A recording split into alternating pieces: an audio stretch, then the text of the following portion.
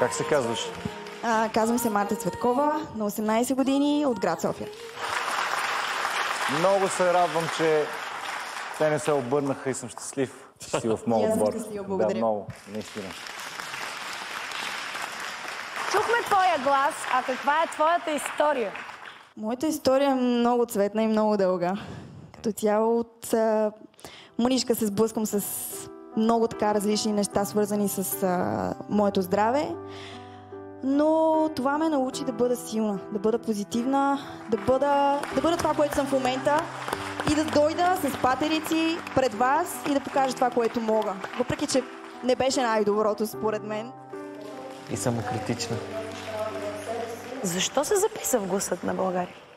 Записах се, защото искам моята история, моят глас да бъде чут. Искам да покажа моята интерпретация за музиката. И ако е възможно, по някакъв начин хората да го усетят това нещо и да ме харесат. Супер. Ти показа, че носиш таланта в себе си, но също така, обръщайки се, виждаме един талантлив борец. Точно така, да. Силен, талантлив борец. Много благодаря. Това, което аз Влади, чух, завиждам. това, което чух една душа, която разказва история и наистина с твоя глас казваш много. Много си емоционална и това си личи в пеенето.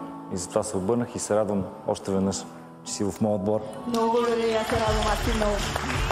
Добре дошла. Много благодаря, наистина. Моите приятели. Значи, ако не знаете, това са моите приятели, Гошо и Пешо се казват. И чувство прекрасно за хумор. Помежду им нещо куца. Но се надявам много скоро да си оправят отношенията. Страхотно, аплодисменти! Успех, миличко. Заслужаваш.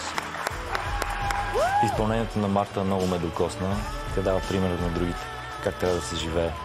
И как трябва да ценим живота и щастието.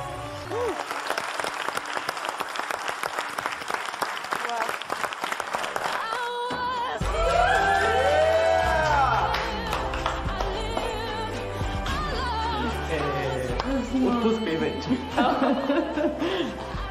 Герой. Моля да ми трепереше гласа. Браво.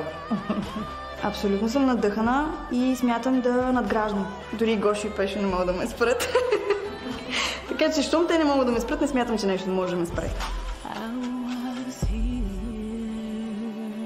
За пореден път се показва как човешкият дух няма граници. Да, абсолютно. И виж колко е слънчево, че заедно. Борец. Напукна живота, разбираш на това, което се е случило. Просто... Адски вдъхновяваща.